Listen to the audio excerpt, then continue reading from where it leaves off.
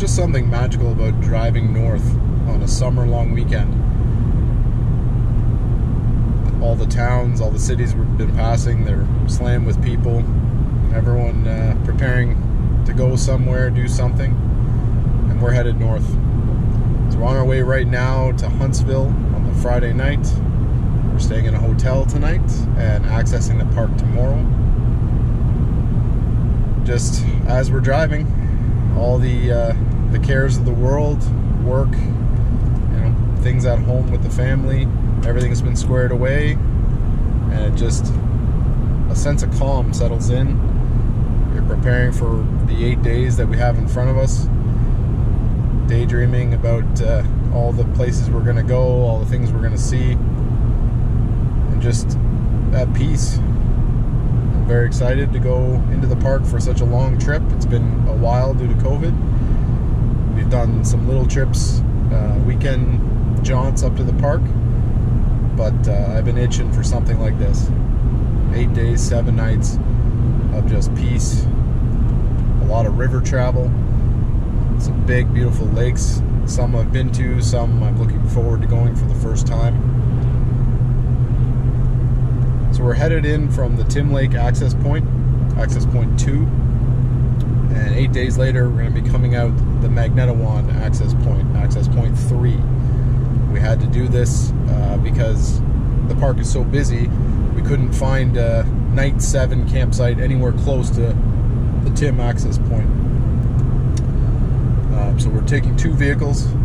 The boys are in the car behind me, and we're going to drop a vehicle at Magnetewan day 1, and then we're going to have to shuttle some vehicles again when we come back out.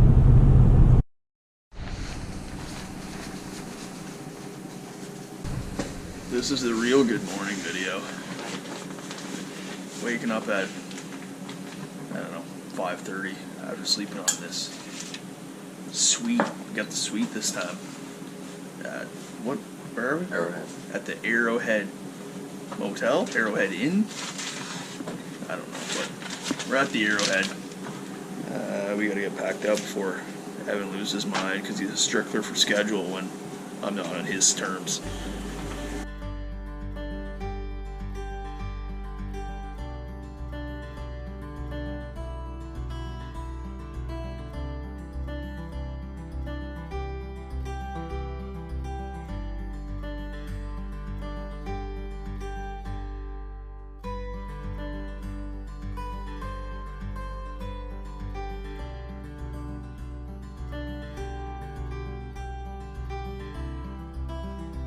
We made it to the access point.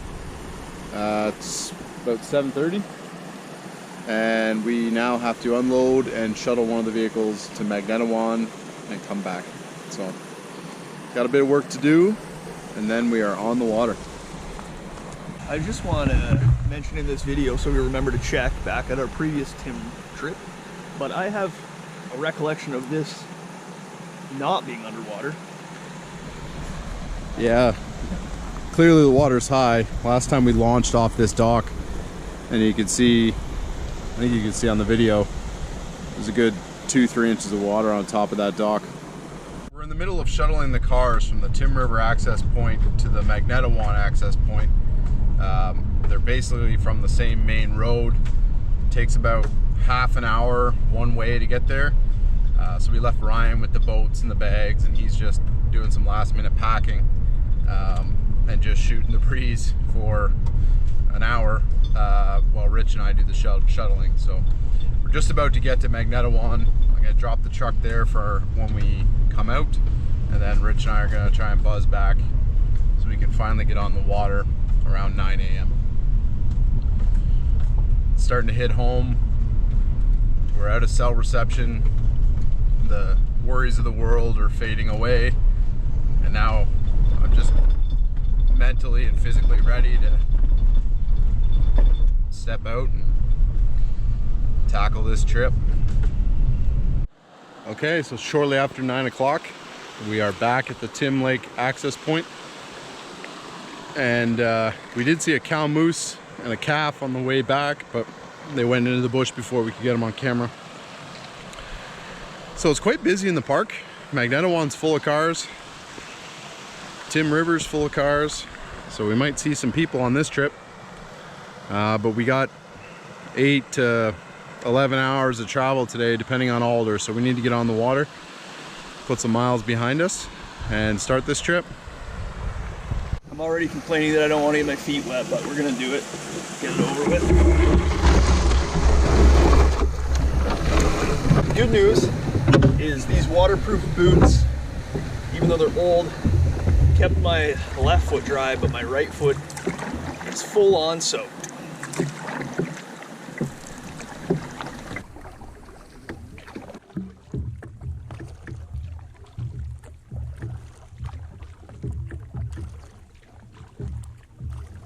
I volunteered to make a lot of the food is that when you've been paddling all day and you're exhausted, the food doesn't have to be that good to taste decent. We got 2 spare paddles now, more spare paddles than we've ever had. Now it's just settling back into the park, enjoying our summer trip. Probably get a mix of all sorts of weather, rain, clouds, sun. Ryan will for sure get another sunburn. That's it, huh? Annual classic.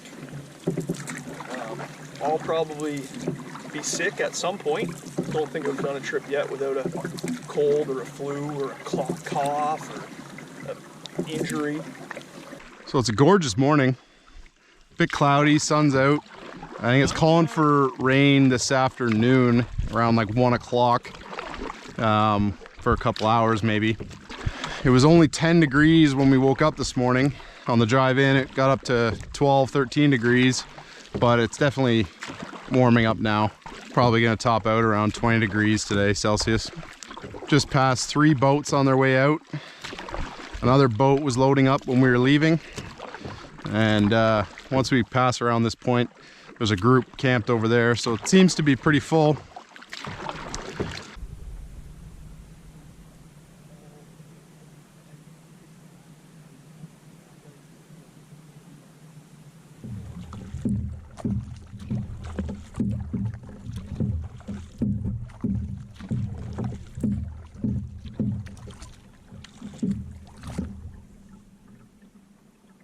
Yeah, there's a blaze.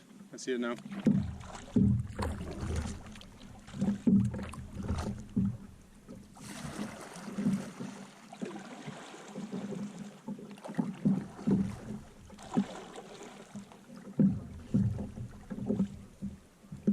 Where does this portage go to? A little throwback Thursday.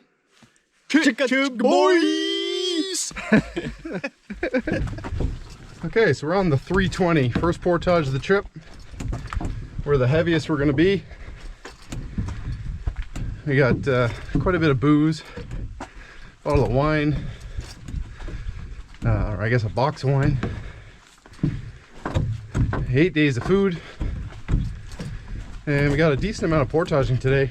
It starts with this one, 320, probably uphill into Chiabois Lake, I think. So, a couple mosquitoes, nothing too bad, and the trail's pretty good. I don't remember this one being overly difficult. And then a huge uphill as I say that. Yeah, it wasn't too bad of a portage, but the footing was precarious. Muddy in sections, up past your ankle, and then other parts where it was just wet ground on the inclines and stuff. It was not great footing. The first uphill section of the portage, and I probably do this every trip, I think, I don't know if I can do this. Like, my legs are killing me. And the second thought I had when this rod that now has no drag anymore got stuck in the tree and started peeling out was, did we let your dad touch my rod on our last trip? How did that go, Rye? The uphill sucked. Yeah, uphill did suck. All right, we're on this little tiny lake. We're gonna swing the corner, and then we're into non-racial discriminatory pipe lake. There's 2 campsites on this lake. One is right here, and we're just coming out of the access point back there to this lake. So there's one here, and then there's one just around this corner. Not a great site, not very big, but you more often than not would probably have the lake to yourself. So we've lost the sun. It's really starting to cloud over, so we might get that rain a little earlier than they were calling for.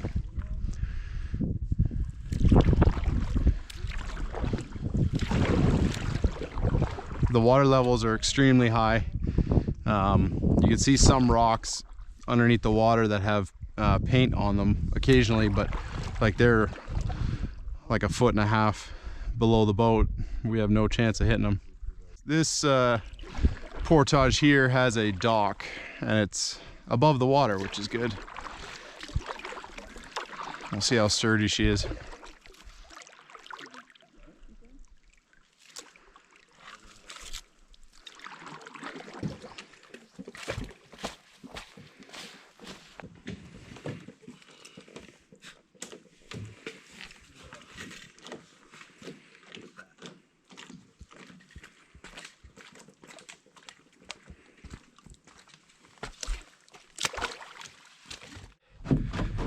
We are now on the 320. First portage was only a 345, I think. So now we're on the 320 into Indian Pipe Lake. So far, slightly less muddy than the first one. And it clouded over, got a little cooler. But it's pretty humid. Very damp. Get a video of this unicorn. The Algonquin unicorn. Normally you don't see them on the roads. Every unicorn's got to cross the road one day.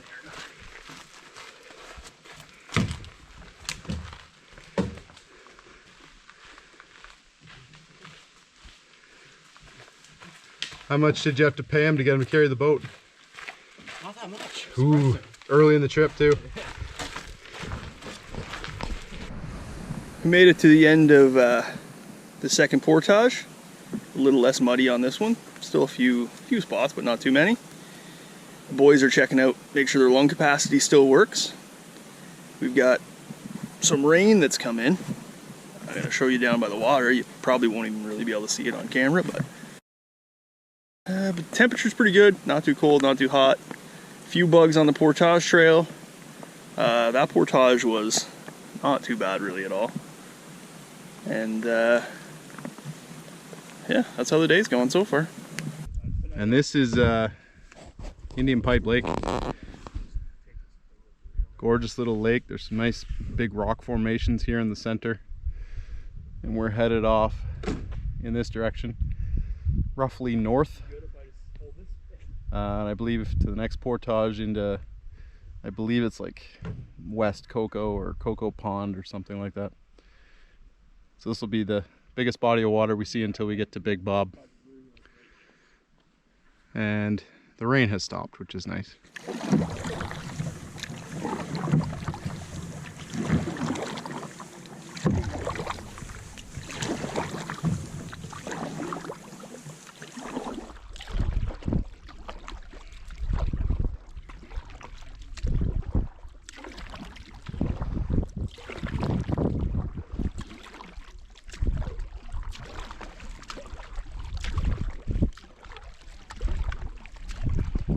Got our first casualty of the trip.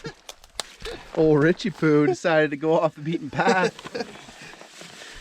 Felt like the same way I went last time. It's got a little heavier over the COVID. Hey, you want a hand?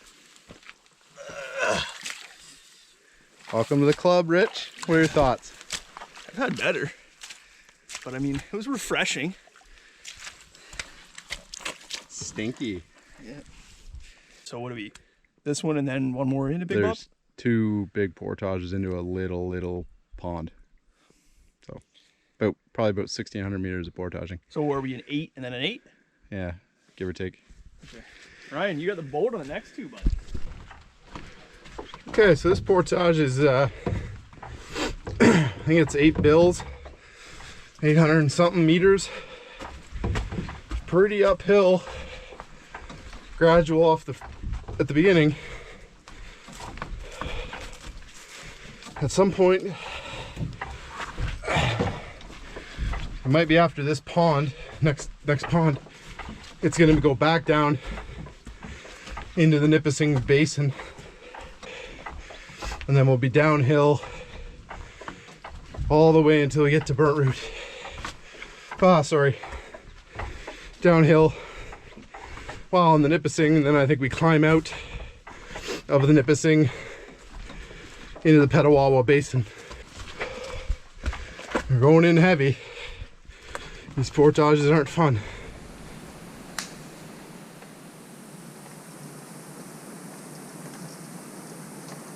How's that portage, Rich? Well, other than when I fell in the mud and rolled my ankle pretty hard, Ooh. wasn't too bad. So, right on the downhill, there's a little bit of a corner, and there's, I don't know, a patch of mud 3 feet by 2 feet. My foot went in the mud and then just kept going over my ankle, went down onto my knees. Yeah, so far it doesn't feel too bad. Hopefully it doesn't swell up much. Just have to leave the boot on all week. Wearing one water shoe. But, Is that bad? Huh? Is that bad? Oh, it was pretty bad. Mostly, I think probably exacerbated, is that the right word? By the fact that I had so much weight on the front of me. That when it went, Man, don't talk about your belly that way. Yeah, exactly. Too many 20-piece nuggets. The COVID 20. How's that, Ryan? Not terrible. No twisties?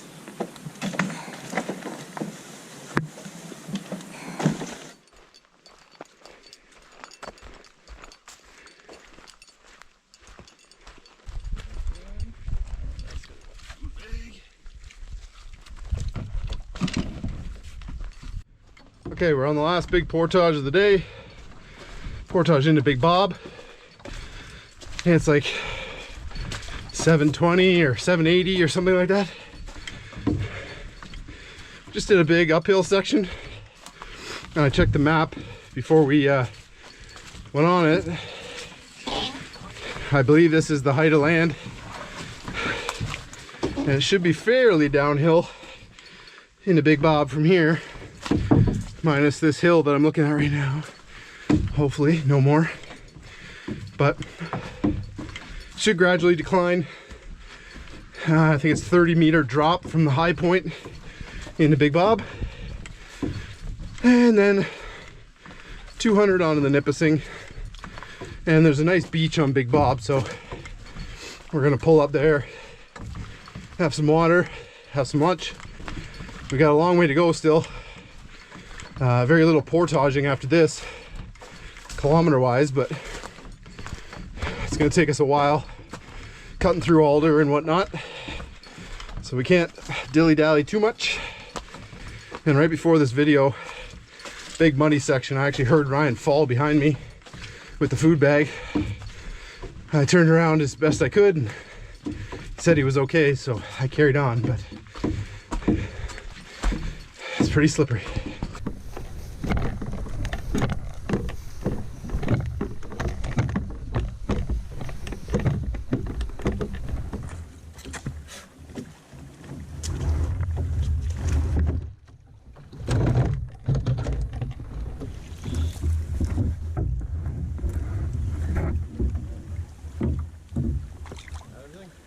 Hope so. Do we have any fishing rods? So we're on Big Bob now, making great time. Had a couple spills on the portages. No one's nicked up too bad. Rich's ankle might get a little swollen tonight, maybe. Get some ibuprofen in him.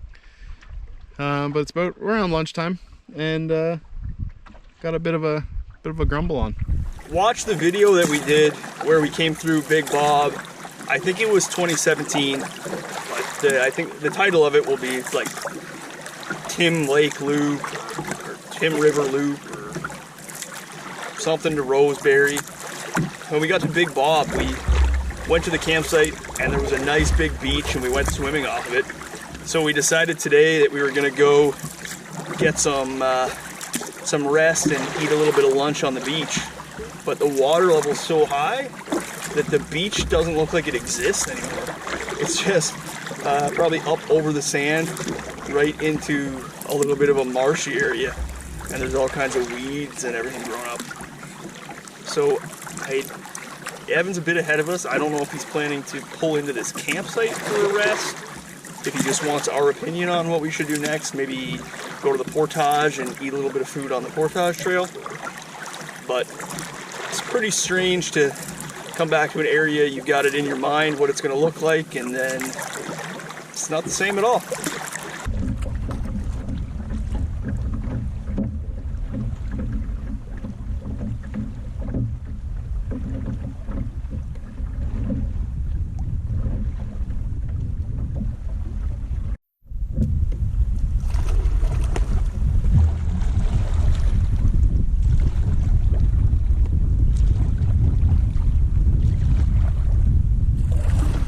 Now portaging off Big Bob Lake. Had a little bit to eat. So we're entering the Nipissing for the next 2.5 days. We're going to be nowhere but the Nipissing. So hopefully the fishing's good. And the alders play nice. And we're going to have a really, really good time on the Nipissing. I'm going to take over to a little bit of a falls drop off. If you're on your way from Big Bob to the Nipissing, this is going to be at the end of the portage. If you're headed Nipissing into Big Bob, this is going to be near the start of the portage. A pretty cool little rock cutout. You can probably hear it. You might not even be able to hear me, it's so loud.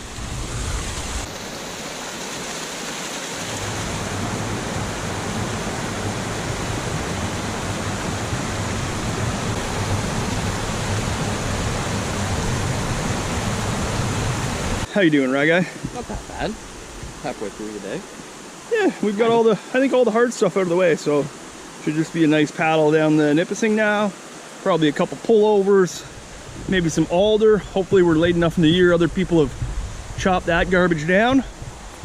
I think maybe a couple small portages, less than 300 meters. And then we'll find our campsite on Grass Lake. This is the Nipissing side of the 200. There's a nice little waterfall that you can walk to just around the corner. I think Rich got some nice video of that. Not a very nice spot to fish. I remember this from the last trip. You kind of waggle your way back out to the main river, which runs that way. So we're going to be going up here, hanging a right. And then it should widen out for the first stretch. The upper Nipissing here, I remember being fairly wide, easy to paddle, and then after 3-4 portages it starts to really narrow down, start winding a lot, and the alder chokes it out. So we're gonna make great time for the next couple hours, and then things should slow right down. All right, we're coming up to a 65-meter portage. Pretty rocky on this side. Portage is on the left, and you can't really see around this corner, so I don't know if we can run it or not.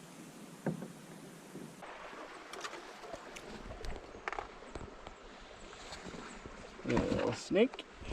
This is a gorgeous spot.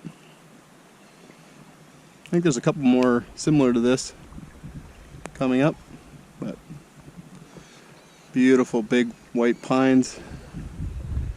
So there's the takeout for this next portage, but I don't hear anything and I don't see anything that we may hit.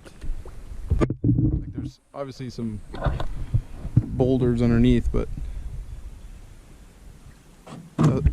doesn't appear to be too many obstructions. So we're going to try and avoid the portage.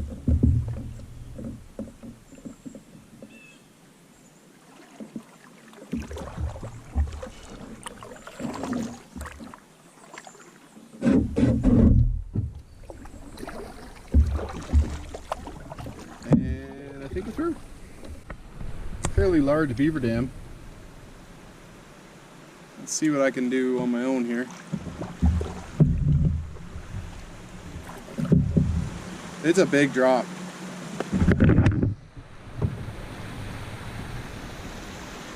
So this is a pretty big dam. Obviously water levels are high. The problem is solo, once you get out to my weight, it'll stop and I'll be teetering and it'll be probably not good for the boat. So we just pulled in on this side and we're just gonna hand bomb it over.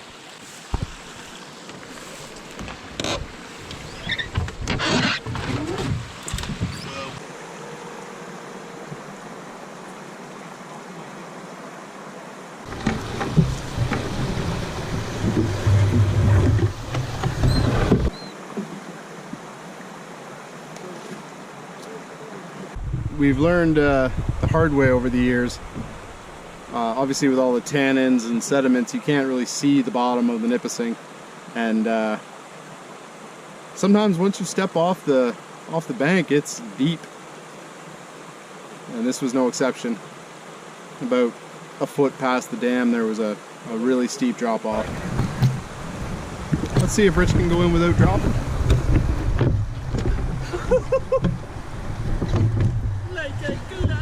That was pretty sketchy because the water just dropped off there. Has a campsite here. It's a very short portage, but this is not runnable. You can hear it, so the water's dropping a couple feet, I think, but it's too rocky. So we can't avoid the third one. Yeah, I don't even know if I'll share this with the guys because I like Evan seeing some hilarious stuff that I record while he's not around me, but we've got ourselves some wild blueberry find and they are ready to eat.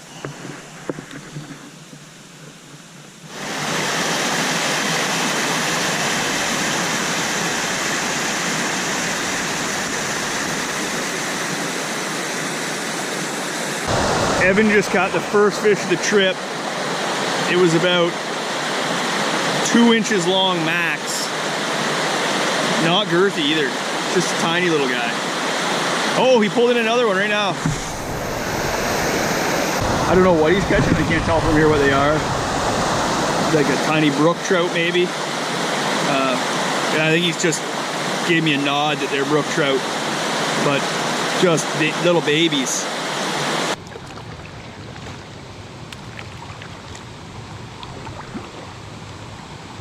Probably going to be one of the highlights for me on this trip. I've done the Nipissing from the Ramona portage to Cedar. I've done Big Bob to Loontail Creek, I guess. So this trip is going to connect those two, so I'll have done basically the whole Nipissing, and I've loved every stretch of it, minus the stretch right before Grass Lake. So we're approaching the 200. You can obviously hear it, but we don't know if it's a big drop or not, if we can walk it. So we're just slowly approaching it, seeing if we can avoid this portage. My thoughts from here, it looks like it drops enough that it's probably not worth it. The river's really starting to narrow. We're one portage away from the campsite we stayed on a couple years ago. So basically from here to our campsite tonight, this is what we're dealing with, and possibly even more narrow than this. So things are going to really slow down now. We just saw a moose. The moose went up in there.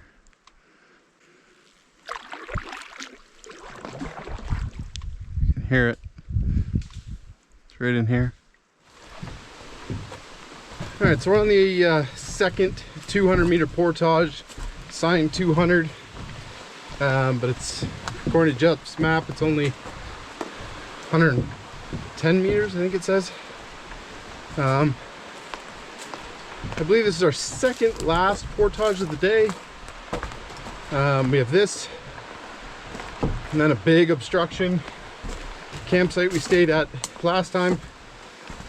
A bit of travel, one more portage, and then we're where we need to be. Close to 3 o'clock. 3:30. We've been fishing all the little pools, so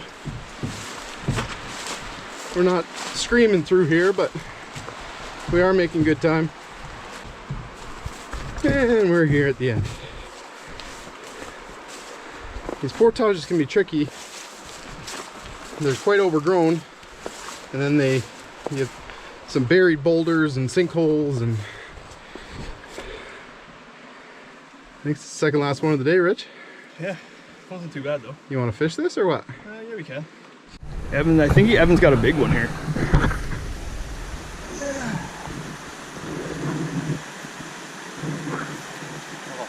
Come here, you. Is that a basswood?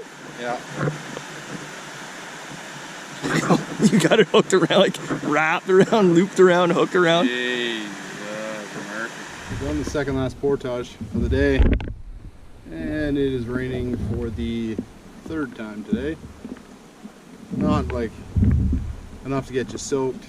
If it stays like this for much longer, we'll be putting the jackets on. But we are about to get into the real nasty obstructions on the Nipissing. It's going to get real narrow. Alder's going to choke it out, and there's going to be, like, unless they've cleared it in the last like 2 or 3 years, there's going to be some big trees down, and which will cause pullovers, whatnot. So we're on the home stretch. It's just it's gonna be a bit of a slog, but better than being at work.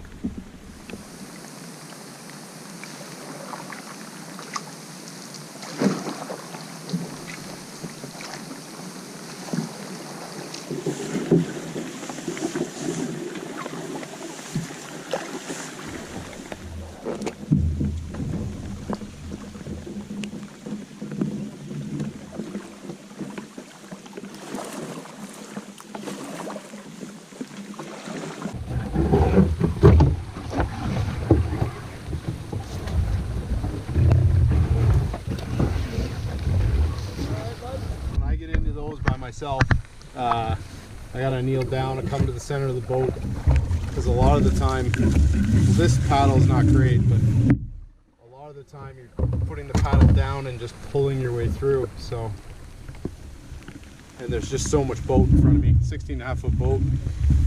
It's no good sitting towards the rear. That's crazy. If you go back and look at our video from a couple years ago, that was like a foot. That log, there was like 6 inches to a foot underneath the log.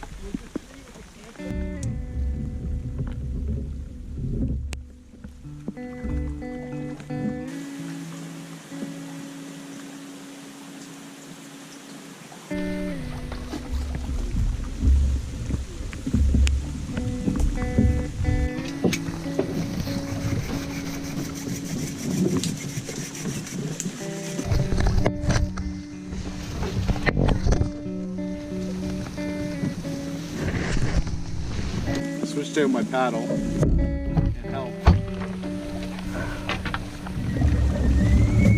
The issue is trying to get the bow around and not get caught on branches, while simultaneously trying to get myself through. It does help having them in front of me, snapping branches, and they wait up occasionally, make sure I make it through. I don't know what time I took my last video, but this alder is never ending. It's mini birch cliff up in here. And if you don't know what that means, check out our birch cliff video, because it's trash about day 3, I think. All right, here we go again.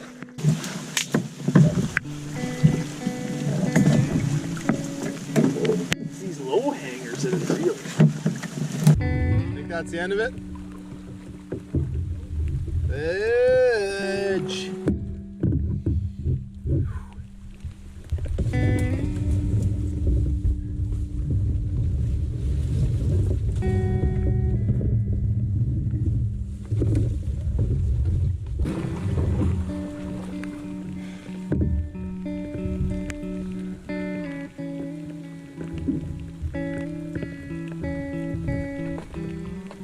Quick update, everybody. It's promising. The river has widened significantly. We gotta be getting close to the portage now. Cloud cover went away for a minute. We saw the sun about 20 minutes ago. My guess is about 6:30 or something like that. But we're losing daylight, so we gotta get to our campsite. This is promising. The shorelines have met. I can hear a rapid somewhere. It's been a long time since we've seen a sun. So we finally did it. This is the last portage of the day. It's signed like 210 or something, but I think it's 165.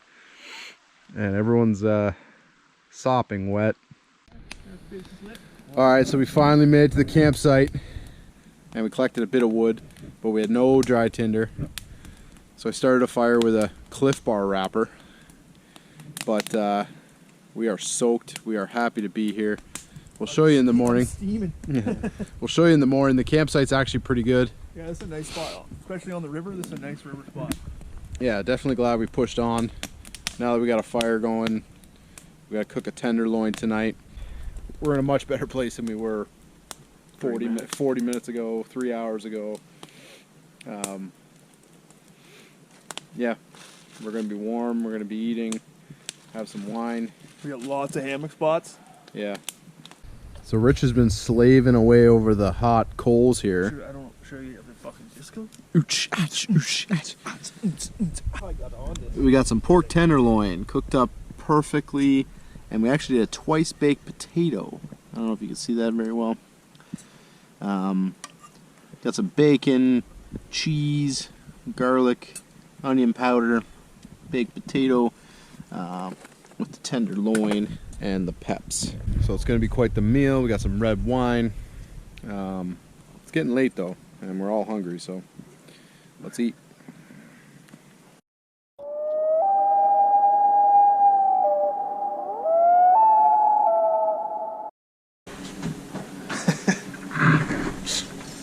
And with the camping guns. Camping guns. Baby girl, what's happening? Good morning, friends. This baby is so much better in the water when it's got weight in it. Holy Ryan. 4 tons. Almost lost my paddle in that nose-to-nose collision. You know that one portage on the map near like day 5 or 6? Yep. That says this portage may be muddy? Yep. I think it's gonna be muddy. I'm just glad you still call it a hairline. Your bald line. What does this call for? Thunderbird! And hopefully you can hear this because the windsock on my camera is covered with water and mud because it was on the front of the food bag and Ryan went mud diving. Trump 2024. Put on my blue suede shoes and I boarded the train. Walked down the lane. Middle of the pouring rain.